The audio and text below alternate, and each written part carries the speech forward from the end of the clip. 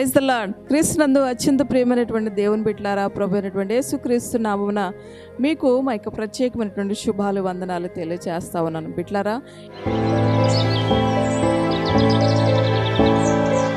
ప్రతిరోజు మేము అందించేటువంటి ఈ ఆధ్యాత్మిక కార్యక్రమాన్ని ఎవరైతే వింటున్నారో, ఈ మాటలు మీకు ఆశీర్వాదకరంగా ఉన్నట్లయితే, ఈ యొక్క మినిస్ట్రీ ద్వారా అందించబడుతున్నటువంటి ఈ మాటలు మీకు నచ్చినట్లయితే, మీకు దీవెనకరంగా ఆశీర్వాదకరంగా ఉన్నట్లయితే లైక్ చేయండి, షేర్ చేయండి, సబ్స్క్రైబ్ చేసుకోండి.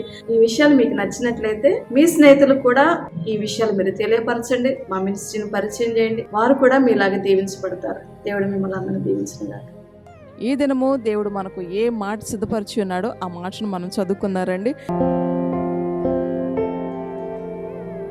ఫిలిప్పీలకు రాసినటువంటి పత్రిక 4వ అధ్యాయము 19వ వచనాన్ని మనం చదువుదాం.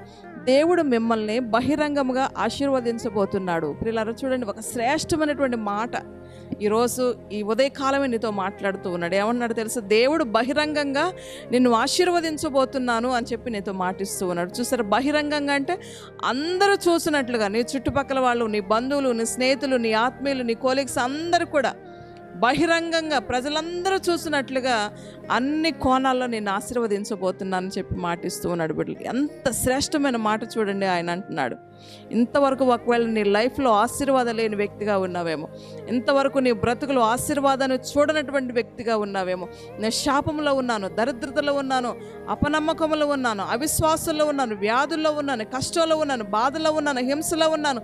నా బాధ తొలగించండి అయ్యా, నా దుఃఖం తొలగించు, నా వేదన తొలగించు, నా శ్రమ తొలగించు, నా భర్తను మార్చు, నా పిల్లలను మార్చు, నా స్థితిగతులు మార్చు, నా ఆర్థిక పరిస్థితిని మెరుగుపరచండి ప్రభువా, నా అనారోగ్యం తీసివే ప్రభువా, నా పరిస్థితులన్నీ మెరుగుపరచండి ప్రభువా, మరలా నాకు మొదటి స్థితి రావాలి ప్రభు అని చెప్పి ఒకవేళ నువ్వు దేవుని అడుగుతున్నావేమో, ఈరోజు ఆయన నీతో మాటిస్తున్నాడు. ఇంతవరకు నువ్వు ఎలా ఉన్నావో, కానీ ఇక నుండి బహిరంగంగా ప్రజలు చూసినట్లుగా నేను నిన్ను ఆశీర్వదిస్తా అని చెప్పి మాటిస్తూ ఉన్నాడు. బిడ్డలారా, చూడండి, మోషే జీవితంలో కానీ యోసేపు జీవితంలో కానీ దేవుడు బహుగా ఆశీర్వదించాడు కదా. యోసేపు దగ్గరికి చుట్టుపక్కల దేశాల వారందరూ కూడా వచ్చి ధాన్యం కొనుక్కొని వెళ్ళినట్లుగా బహిరంగంగా దేవుడు యోసేపును ఆశీర్వదించాడు కదా. అలాగే నీ జీవితాన్ని కూడా ఆశీర్వదిస్తాడు. అప్పటి వరకు కూడా మరుగ్గా ఉన్నాడు యోసేపు. అప్పటి వరకు కూడా ఎవరి కంట కూడా పడకుండా ఉన్నాడు.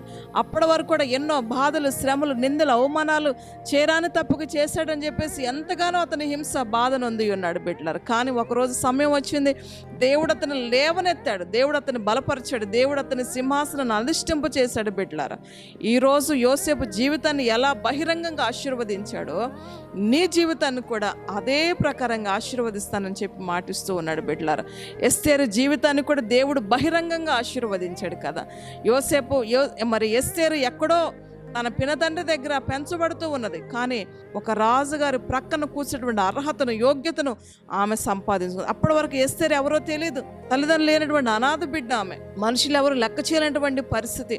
అలాంటి అనాథ బిడ్డను దేవుడు ఏం చేశాడో తెలుసా? ఒక రాణి స్థానంలో దేవుడు ఆమెను నిలబెట్టాడు. బహిరంగంగా ఆమెను ఆశీర్వదించాడు, బహిరంగంగా ఆమెను దీవించాడు. బిడ్డలారా, రూతు జీవితాన్ని కూడా గమనించినట్లయితే, రూతు కూడా ఒకప్పుడు ఎన్నిక లేనటువంటి స్త్రీ అండి, శాపగ్రస్తమైనటువంటి వంశంలో జన్మించినటువంటి స్త్రీ రూతు. అలాంటి వ్యక్తిని చూడండి, దేవుడు బహిరంగంగా ఆశీర్వదించి ఆమె గర్భంలో నుంచి యేసుక్రీస్తు ప్రభువారు ఈ లోకానికి రావడానికి ఇష్టపడినటువంటి దేవుడు అయి ఉన్నాడు. బిడ్డలారా, యోసేపు జీవితాన్ని, ఎస్తేరు జీవితాన్ని, రూతు జీవితాన్ని దేవుడు బహిరంగంగా ఆశీర్వదించాడు కనుక నీ జీవితాన్ని కూడా ఆశీర్వదిస్తాడు. అట్టడుగున్నటువంటి నీ జీవితాన్ని, రహస్యంగా ఉన్నటువంటి బ్రతుకును, ఎక్కడో అల్లాడిపోతున్న నీ జీవితాన్ని, పెంట కుప్ప మీద ఉన్న నీ దీన దశను, ఎక్కడో అట్టడుగు స్థితిలో ఉన్నటువంటి పరిస్థితిని ఆయన చూసి బహిరంగంగా నువ్వు దీవించబడేటట్లుగా నీ స్థితి, నీ గతిని ఆయన మార్చగలిగినటువంటి దేవుడై ఉన్నాడు. బిడ్డలారా, కనుక దేవుని మాట నమ్ము, మనుషుని మాట నమ్మొద్దు, దేవుని మాట నమ్ము. ఖచ్చితంగా నువ్వు దీవించబడతావు. ఈ మాటలు నీ హృదయంలో స్వీకరించు.